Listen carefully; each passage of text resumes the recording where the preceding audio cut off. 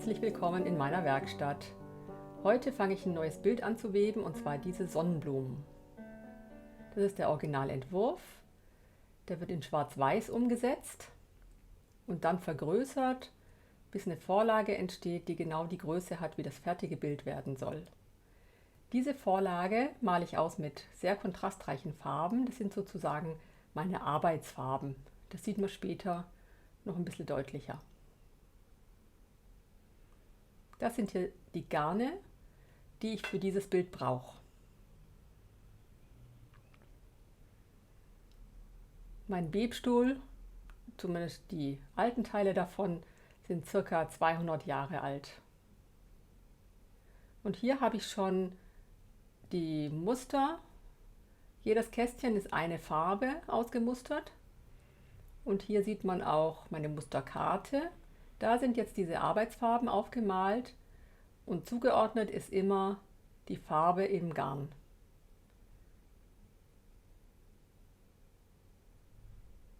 Und diese Garne habe ich hier schon als Puschels hergestellt.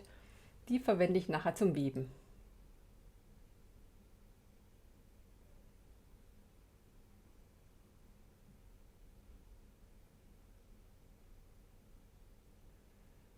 Hier werde ich kurz zeigen, wie man ein Puscheln macht. Diese Farbe besteht aus 4 feinen Fäden aus 2 verschiedenen Farben.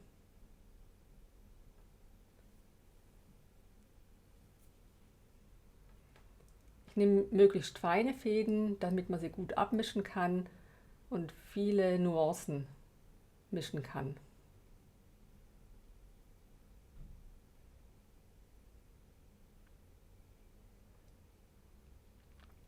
Ein Puschel wird so gewickelt, man wickelt es als eine 8 um den kleinen Finger und den Daumen,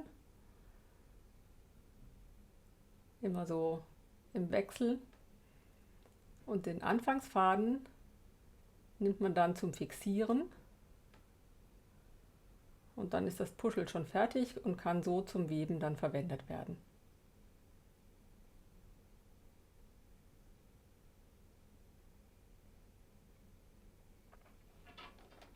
Am Anfang von dem Bild brauche ich einen Rand, den webe ich hier mit 2 Schiffchen, einem blauen und einem weißen Faden.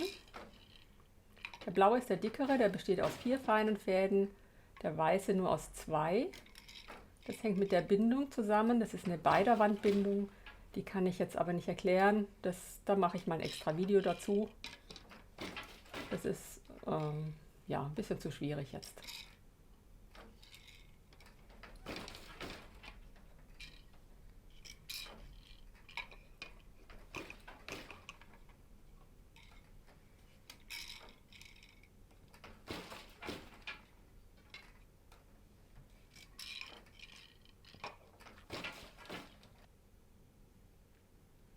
Hier komme ich von unter dem Webstuhl hoch.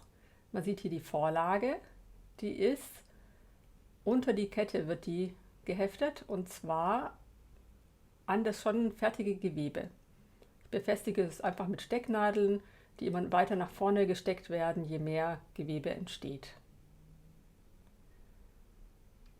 So, und jetzt zeige ich mal, wie ein einziger Schuss, wie lange der braucht oder wie der entsteht. Ich brauche 2 Stäbe und hier habe ich einen Mustertritt und lese bei diesem Mustertritt die Fäden aus und hebe sie hoch, wo die Farbe nachher nicht das Blau sein soll.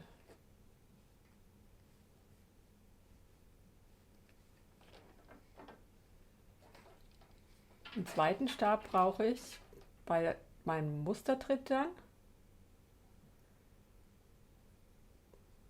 damit ich nachher das Schiffchen einfacher durchschieben kann. Ich nehme den ersten Stab raus und mache den zweiten hochkant und komme so leichter mit dem Schiffchen durch. Und hier sieht man gut, dass das Blau an der Stelle sichtbar ist, wo ich vorher die Fäden nicht hochgehoben habe. Und an den anderen Stellen, die sind jetzt frei, um mit den Puscheln genau die Strecke hin und her zu weben, wo ich diese Farbe brauche. Also wird immer nur so weit eingelegt, wie meine Vorlage mir das sagt.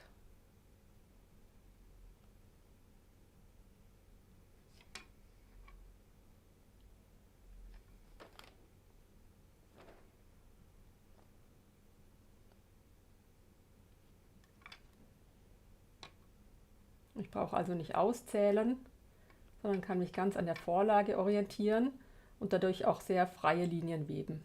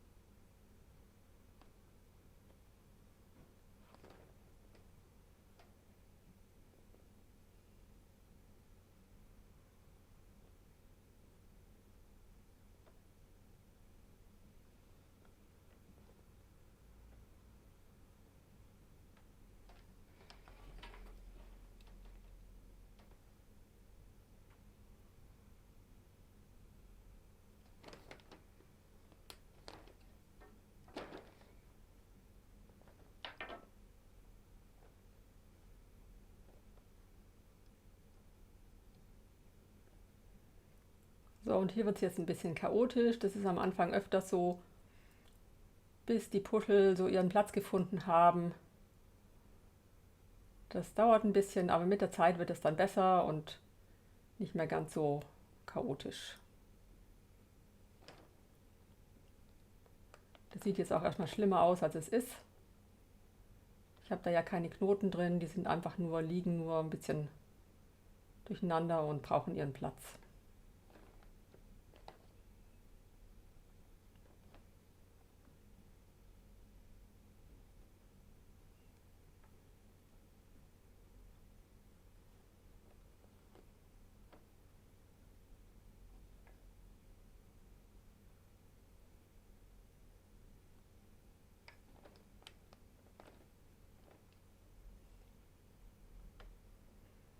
Man sieht, dass es eine langwierige Arbeit ist. Das ist nichts, was man so schnell mal machen kann. Man braucht da einfach Muße und Geduld für.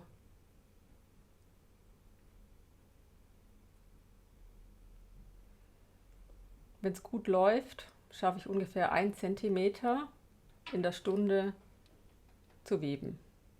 Das kommt sehr darauf an, wie fein das Muster ist. Je gröber, desto schneller natürlich. Wenn ich viele Puschels brauche auf die Breite, dann dauert es dementsprechend auch lange.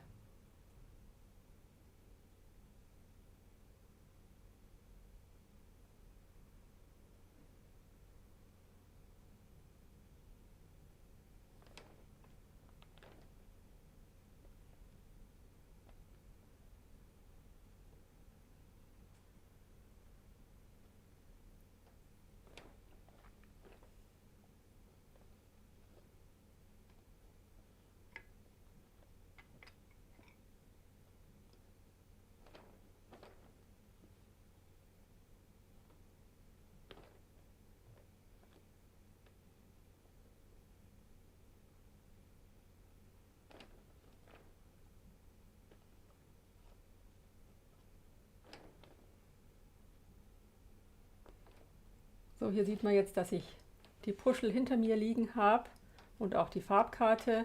Und da kann ich dann immer suchen, welches neue Puschel ich nehmen muss und ansetzen muss, wenn eine neue Farbe auftaucht.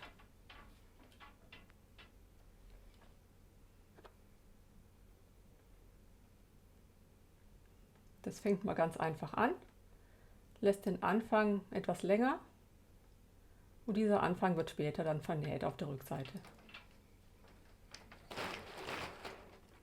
So, jetzt kommt noch der weiße Schuss in einem anderen Fach. Der fixiert das jetzt alles und damit ist ein einziger Schuss beendet. Hier sieht man, ich habe jetzt 2 cm geschafft, ein bisschen mehr als 2 Stunden und deswegen könnt ihr euch vorstellen, dauert es noch eine Weile, bis dieses Bild fertig ist. Damit ihr aber jetzt auch ein Ergebnis seht, wie so ein Bild am Ende aussehen kann, habe ich mal ein anderes Bild noch hier hergestellt. Und zwar die Mahonie.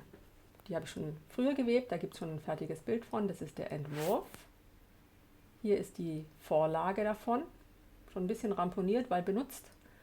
Und man sieht auch da wieder die Farbunterschiede. Sind eben meine Arbeitsfarben. Und hier der Entwurf im Vergleich zum fertigen Bild.